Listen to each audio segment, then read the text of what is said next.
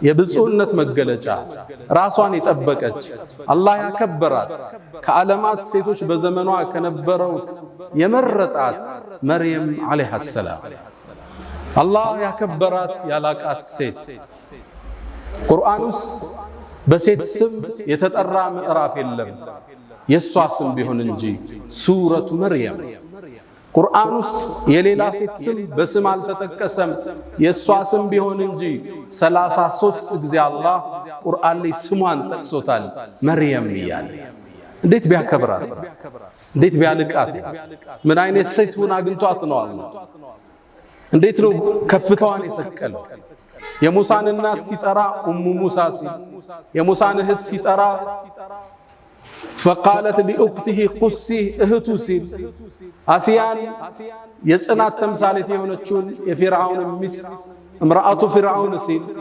የመርየምን እናት ራሱ ሐናን አላህ ራሱ امرأة عمران ሲል መርየምን ግን በስሟ ጠቅሷታል ይቺ ሴት ማን ነች ገድሏስ ቁጥብነቷስ ራሷን ክብሯን መጠበቋስ የአላህ የተአምር መገለጫስ እንዴት አደረጋት የዛሬ ቆይታችን ላይ እናወጣዋለን ጉዞዎች ሁሉ ከቤተሰብ ይጀምራል የመርየም አባት ዕምራን ይባላል ዕምራን የተከበረ የአላህ ባሪያ ነው ነብይ አይደለም ልብ በሉ እንደኔና እንዳንተ ግለሰብ ግን አላህን የሚፈራ ዓቢድ ዒባዳው የበዛ ስጁዱ የረዘመ ዚክሩ የበዛ የአላህ ምርጥ ባሪያ ነው ትልቁ ምዕራፍ አላህ ከበቀራ በኋላ ያለው አለ ዕምራን የዕምራን ቤተሰቦች አሉ ይህ ቤተሰብ ታሪክ ሰርቷል ትውልድ ለውጧል የአላህ ተአምር መገለጫ ሆኖ አልፏል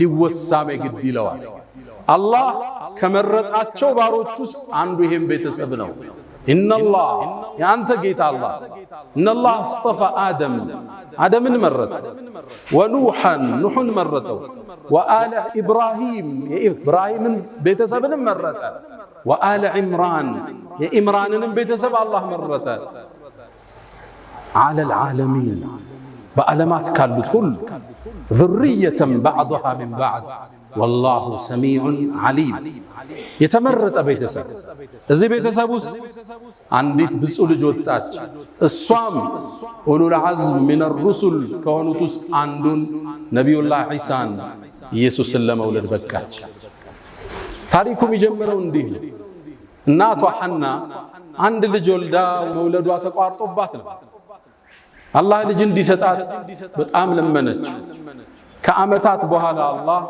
ከዕምራን ከባሏ እንድታረግዝ አላህ ፈቀደ ያኔም ጽንስ ማህዟን ስታቅ አንድን ዱዓ ወደ ሰማይ አሻገረች ልብ በሉ አንዲት ሴት ነች ያወራችው ኖሬ ግን አላህ ተቀብሎት ቁርአን ውስጥ ተረከለ አንተ አታቅም ያረከውን ዱዓ የዓለማት ጌታ ተቀብሎ አስተላልፎት ፈጽሞልህ ሊሆን ይችላል አላህን ተመሳጠረችው إذ قالت امرأة عمران إلى القرآن لي ልክ ስትቀሩት ልባችሁ በሐሳብ ይጎል በትዝታ ይዋኛል ያን ቤተሰብ ተናፍቁታላችሁ إذ قالت امرأة عمران إذ قالت ሚለው ላይ ተፍሲሩ اذكر ሚለው ቃል ወድቋል አንተ መሐመድ የዕምራንን ባለቤት እንዲህ ባለች ጊዜ ሆነውን ለኡመቶችህ አውሳ اذكر ሚለው ወድቋል ብላለች ረቢ ጌታዬ እኒ ነዘርቱ ለከ ማ ፊ በጥኒ ሙሐረረን ማህፀኔ ውስጥ ያለውን ጽንስ እኮ ላንተ ነፃ አገልጋይ እንዲሆን ቃል ገባዋለች ሰጥቻለሁ ያንተ አገልጋይ ይሁን ሲወለድ በይተል መቅዲስን መስጂድህን አገልጋይ ይሁን ነይቻለሁ አለች ማ ፊ በጥኒ ማ ምንለው ሐርፍ መውሱል እንለዋለን በነህው ቋንቋ يفيد العموم ጥቅል ነገር ነው የሚያስዘው ሆዲ ያለውን የቱሉም ነገር ላንተ ነይቻለሁ ወንድ ይሁን ሴት ሁለት ይሁኑ ሶስት ላንተ አገልጋይ ይሁን አረገዘች ከመውለዷ በፊት ባሏ ዕምራን አልፏል ስለዚህ ባል ስለሌላ የተወለደው ሴትም ይሁን ወንድ እሷን ሊያግዛት ነው የሚገባ እሷ ግን ለአላህ ሰጠች ሆዴ ውስጥ ያረገዝኩትን ጌታዬ ላንተ ሙሐረረን ነፃ ሲሆን አድርጌዋል ከዛስ ምን አለች ፈተቀበል مني ተቀበለኝ ስራ ሰርተህ መቀበል ማለት ቀቡል አላህ በውዴታ ሲቀበልህ ቀቡል ይባላል። እዛ ነው ነቢዩላህ ኢብራሂምና እስማዒል የከዓባን ግንብ እያነሱ ረበና ተቀበል ሚና ኢነከ አንተ ሰሚዑል ዓሊም፣ ጌታችን ተቀበለ። ኸይር ትሰራለህ፣ ቁርአን ትቀራለህ፣ ዘካት ትሰጣለህ፣ እንዲቀበልህ ግን ሰማይን ታንኳኳለህ። ጌታዬ ተቀበለኝ አለች። ኢነከ አንተ እኮ ሰሚዑን ዓሊም፣ ሰሚነ አዋቂን ዱዓዬን ትሰማለህ፣ ዓሊም ንያዬንም የውስጤን ታውቀዋለህ ብላ ሰማይን አንኳኳች። ፈለማ ወضዐትሃ ልክ ስትወልድ ግን ወንድ አልነበረ፣ ሴት ተወለደች። የጠበቀችው ወንድ ሁኖ ዳዕዋን የሚያግዝ የዒምራንን የባሏን ኃላፊነት የሚወጣ መስጂድ የሚኸድም በኒ እስራኤሎችን ለማቅናት የሚታገል ሰው እንዲሆን ነው ንያዋ። ሴት ወለደች፣ ደነገጠች። ቃለት ብላለች ረቢ ወضዕቱሃ ኡንሳ፣ ሴት እኮ ወለዱ። ሴት ደግሞ እንደ ወንድ አይደለም። አላህ ምን እንደወለደች ጠቅቆ ያውቃል። ግን ይሁን አለች። ወኢኒ ሰመይቱሃ መርየም፣ ስሟን መርየም ብየዋለሁ። መርየም ማለት የአላህ ባሪያ አገልጋይ ማለት። ሴትም ትሁን ለአንተ አገልጋይ ግን ቃል ገብቻታለሁ። ከዛ ባስከተለች አንድ ወፍራም ዱዓ ወኢኒ ኡዒዙሃ ቢከ ወዙርየተሃ ሚነ ሸይጣን ረጂም፣ እኔ እኮ እሷንም ይሁን ከእሷ በኋላ የሚመጣውን ትውልድ ከሸይጣን እንድትጠብቃቸው ጠይቀሃለሁ አለች። ይህ አንዲት ሴት ያደረገችው ዱዓ የአዛኞች አዛኝ አላህ ግን ዱዓዋን ተቀበላት። ፈተቀበለሃ ረቡሃ ቢቀቡልን ሐሰን፣ ጌታም ስጦታዋን ነዝሯን ተቀበላት። መርየምንም ወአንበተሃ ነባተን ሐሰነን፣ አሳምሮ መርየምንም አሳደገላት። ልብ በሉ ዒምራን ስለሌለ አባት ነበር ለልጅ ስም የሚያወጣው፣ አባቷ ግን የለም። መርየም ስትወለድ የቲም ነች። እሷ ነው ስም ያወጣችላት። ወኢኒ ሰመይቱሃ መርየም፣ መርየምን አላህ ጥበቃ አደረገላት። ስትወለድ ሸይጣን አልነካትም መርየም። ነቢዩና ሙሐመድ ሰለላሁ ዐለይሂ ወሰለም ከማ ፊል ቡኻሪ ምን ሐዲስ አቢ ሁረይራ፣ አቡ ሁረይራ ባስተላለፉት ላይ ማ ሚን በኒ አደም ይውለድ፣ የአደም ልጅ እኮ ማንም አይወለድም። ማንም ነቢያትም ሩሱሎችም ሸይጣን ሆዳቸውን ሲወለዱ ጠላትነቱን ሊገልጽ ሆዳቸውን ሕፃኑን ይመተዋል። ያኔ ፈየስተሂሉ ሷሪኸን፣ ሕፃኑ ያለቅሳል። እዛ ነው የሚጀምረው። መጣህ ብሎ ነው የሚቀበለው። መርየምንና ልጇን ሲቀራሉ ነቢዩ ዓለይሂ ሰላቱ ወሰላም ፈተቀበለሃ ረቡሃ ቢቀቡልን ሐሰን፣ ለሌላ ነቢያቶች ያልሰጠውን ዕጣ ለእሷና ለልጇ ለልጅ ልጇ አላህ ተቀበለ። አንተ የምታደርገው ዱዓ የሰማይን በር ከፍቶ ተአምር ሊፈጽም ይችላል። ይህን ነው አላህ ሊያስተምረን የፈለገ። መርየምም ማደግ ጀመረ። እናቷ ለቤተል መቅዲስ አገልጋይ ነይታታለች። ስለዚህ ወደዛ የምትሄድበት እድሜ ሲደርስ ሴት ነች። መስጂድ ውስጥ ገብታ እንዴት ታገልግል? እዛ ውስጥ እንዴት ነው የምትኖረው? ማን ይንከባከባል? ኃላፊነት የሚወስድ ሰው ያስፈልጋል። መጣችና ዘከሪያ የመጀመሪያ ልጇን ያገባ ባሏ ነው ነቢዩላህ ዘከሪያ። መጣች፣ ጥያቄ ያቀረበች፣ መርየምን ተረከቡኝ አለች። እዛ ውስጥ ገብታ መስጂዱ ኑሮዋ እዛ እንዲሆን እዛው እንድትሰግድ አላህ እንድታመልክ ሰጋጆችን እንድትከድም ነው።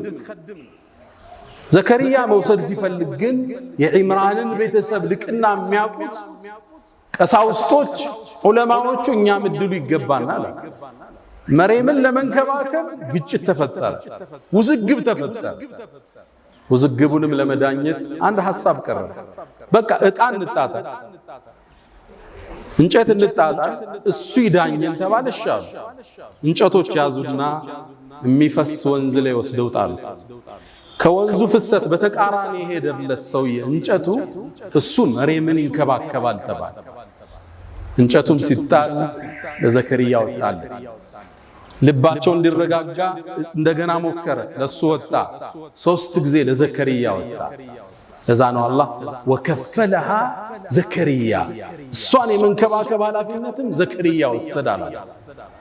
ለነቢዩ ዓለይሂ ሰላቱ ወሰላም የነ መርየምን የነ ዘከርያን ታሪክ ይተርክላቸውና ذلك ይሄውን የነገርነው እኮ من انباء الغيب ከሩቅ ሚስጥር ነው የነገረን አንተ እኮ ከነሱ መሃል አልነበርክም እጣ ሲጣጣሉ አይሁም يكفل መርየምን እኔ ነው የሚገባኝ እኔ ይያሉ እጣ ሲጣጣሉ አንተ መሐመድ እነሱ መሃል አልነበርክም وما كنت لديهم اذ يختصمون እነሱ መሃል ውዝግብ ሲፈጠር መች ነበርክና ይላቸዋል አህመድ ዲዳት የነጽር ኤክስፐርቱ ይሄን አንቀጽ ሙእሚን ሲቀራው እንባውን መቆጣጠር አይችልም ይላል አላህ ለመልእክተኛው አለይሂ ሰላቱ ወሰለም ከመቶ ዓመታት በፊት የነበረን ክስተት ዘግቦ እየነገራቸው ነው የነበረውን ፍጭት ውይይት ማን ነው የሚገባው ይሄን ውዝግብ ሁሉ አላህ ለመልእክተኛው በወህይ የገለጠላቸው መርየም ማደግ ጀመረች ቤተል መቅዲስ ውስጥ ገባች ሚንከባከባት ዘከርያ ነው ልብስ ይወስድላታል ምግብ ይወስድላታል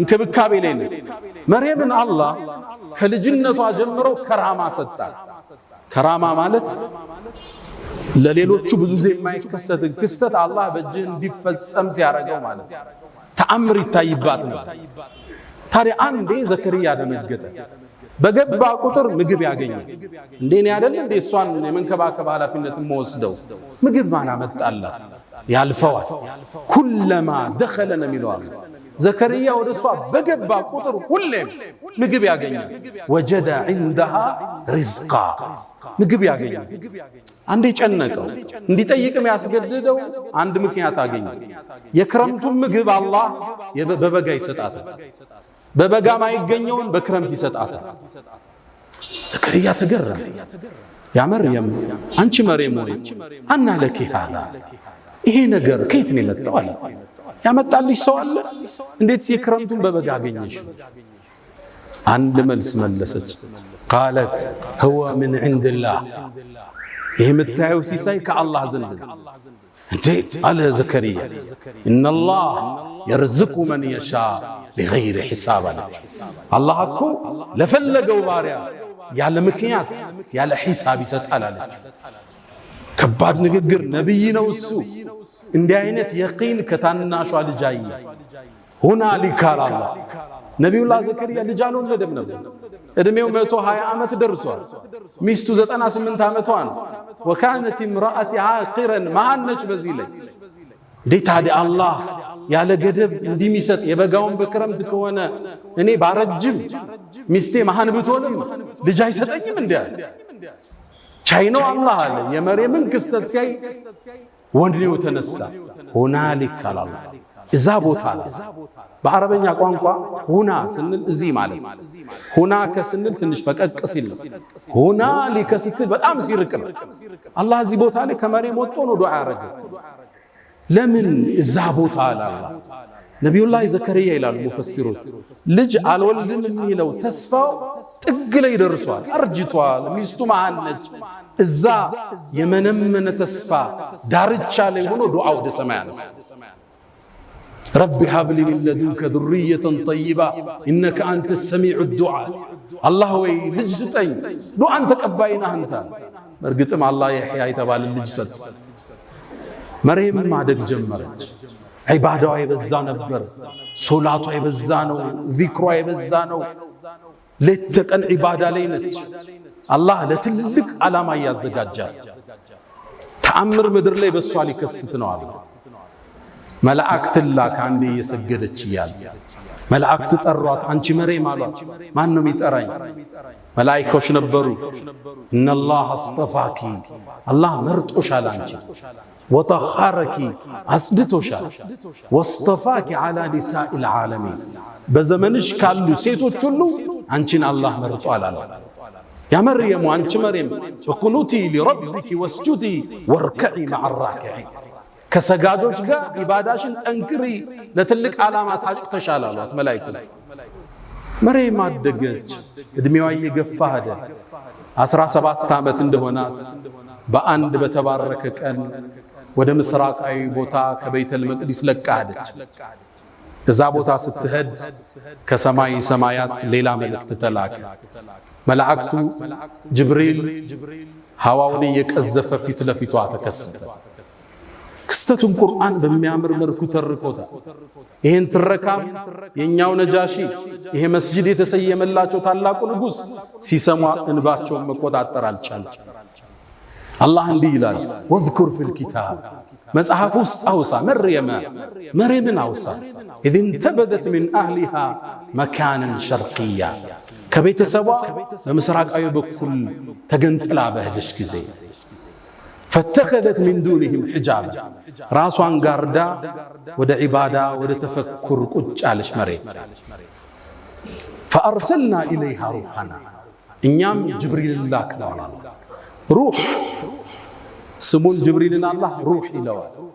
የሰው ልጆች ሩህ ህይወት የሚገዛበትን ነገር ይዞ ስለሚመጣ ወህይን ስለሚያወርድ ማለት ፈአርሰልና ኢለይሃ ሩሐና ጅብሪልንም ላክነው ፈተመሰለ ለሃ በሸረን ሰውያ የተሟላ ሰው ሚያምር ቆንጆ ወጣቱ ነው። ፊቷ ተሰየም ጋርዳ ተቀምጣለች። በየት ገባች? ደነገጠች። እኒ አዑዙ ቢረሕማን ሚንክ እኔ በአርረሕማን ካንተ እጠበቃለሁ በአላህ ኢንኩንተ ተቅያ አላህ የምትፈራ ከሆነ ራቀኝ አለች። ጅብሪል መለሰ ቃል እነማ አነ ረሱሉ ረቢኪ እኔ ጌታሽ መልእክተኛ ነኝ ሊአሀበ ለኪ ጉላመን ዘኪያ ምርጥን ጽዱን ልጅ ልሰጥሽ ነው የመጣው። በሌላ አነባበብ ሊአሀበ ለኪ ሚለው ሊያሀበ ለኪ ጌታሽ ሊሰጥሽ በሚልም ተነበረ። ሁለቱም ተመጋጋቢ ናቸው። ጅብሪል እንደ ሰበብ ስላደረሰ ልሰጥሽ አለ። እሷም እንደ ብስራት አልቆጠረችው። እንዴት ሊከሰት ይችላል? እኔ ትዳር ይዤ ከባሌ አረገዝኩ አይባል አሊያም እማምስ ጋለሞታ አይደለሁም በዝሙት ምሰራ ልጅ እንዴት ሊኖረኝ ይችላል አለች። ጅብሪል ቃል ብሎ አለ ከዛሊክ ነገሩ እንዳልሽው ቃለ ረቡኪ አላህ ግን ይልሻል هو علي هين ይሄን ተአምር መከሰት ለኔ ቀላል ነው ብሎሻል። ወሊነجعله آية للناس አላህም ለሰው ልጆች ምትወልጂው ልጅ የተአምራት መገለጫ ሊያደርገው ወረሕመተን ሚና ከአላህም ዘንድ እዝነት ሊሆን እሱን ለተከተሉት ወካነ አምረን መቅድያ መርየም ይሄ ጉዳይ ከላይ ውሳኔ አልፎበታል አላት ጅብሪል። ከዛም ነቢዩ ዓለይሂ ሰላቱ ወሰላም ይላሉ ጅብሪል ወደ ማዕፀኗ እፍ አለባት። መርየም ወዲያውኑ አረገዘች። ስታረግዝ እቺ ብዙ ሴት ነች፣ በዒባዷ የምትታወቅ ነች። እርግዝናዋን እንዴት ትግፋው? እንደምንም ደብቃ በአምልኮ አሳለፈች። ዘከርያ ተንከባካቢዋ ነው። ሲያያት ያረገዘች መሰለች። ከዛም ጠጋላት። አንቺ መርየም አላት አንድ ዘር ያለ ሌላ ዘር ይበቅላል እንዴ አላት። እየጠየቃት መጀመሪያ ዘር የፈጠረው ያለ ዘር አይደል አለች። መልሷ ከበደው። አስከተለላት አንቺ መርየም ወይ አንድ ሰው ያለ አባት ልጅ ሊኖረው ይችላል እንዴ አላት። አዎን አባታችን አደም ያለ አባትም ያለ እናት አይደል የተወለደ አለች። መልሷ ከበደው። ፊት ለፊት መጣላት። መርየም ሆይ አርግዘሻል። ሚስጥሩን ነገረችው። ዘከርያ ሆይ መላእክት መጥቶ አብስረውኝ ከሰማይ መላእክ መጥቶ እንዲህ ተከስቷል ብላ ነገረችው። ዘከርያ ይህን ክስተት ያቅናል። ምጧ እየጨመረ ሄደ። ማንተኗ እርግዝናዋ በትክክለኛው የሙፈሲሮቹ ንግግር 9 ወር ቆይታለች። የመጨረሻ የመውለጃ ጊዜዋ ሲደርስ ተገንጥላ ከቤተሰቦቿ ራቀች። አዋልዱኝ እንዳትል ከማን አረግዝኩ ልትል ታገሺ ብሏታል አላህ። ተአምር ሊከሰት ነው ብሏታል። ብቻዋን ርቃ ሄደች። መካነን ቀስያ ነው ብለዋል። ከዛም የደረቀ የቴምር ዛፍ አለ፣ እሱን ተደገፈች። ምጡ መጣባት። ልብ በሉ የ17 ዓመት ወጣት፣ በዚህ ላይ ድንግል ነች። አዋላጅ በዙሪያዋ የለም። ምጡን ብቻዋን እያማጠችው። ምጥ ከባድ ነው ድንግል ለሆነች ሴት። ታዲያ መርየም ልትወሳ ይገባት? ምጥ ውስጥ ስትገባ ልጁ እየተወለደ ነው። አመማት። ከዛ ደግሞ ልጁን ወልዳ ይዛው ልትሄድ ነው። የታመጣሽ ሊባል ነው። አባቱ ማን ነው ሊባል ነው። ጭንቅላቷ ፈረሰ። فقالت يا ليتني مت قبل هذا ከዚህ በፊት ሙቼ በነበር ምን አለ وكنت نسيا منسيا ተረስቼስ በነበር አለ። ወዲያው ዒሳን አላህ አወጣው ልጇን ኢየሱስ ተወለደ። فناداها من تحتها ملائكة يتطرق عليهم ልጇ ነው ይባላል። ልጇ የሚለው ቀውል አصح ነው። ምነው ለሚቀጥለው ተአምር መንደርደር ያስለው فناداها من تحتها الله ዒሳን አናገረው ከሆዷ እንደወጣ አትዘኝ ብይጠጪ ውሃም እዚህ አለ ዛፉንም መታ አርጊው ቴምሩንም በያለ ተረጋጋች። እሱም በላች ውሃውን ጠጣች ኃይሏ ተመለሰ። ይሄን ሕፃን ልጅ አዝላው መርየም ወደ በኒ እስራኤሎች መጣች።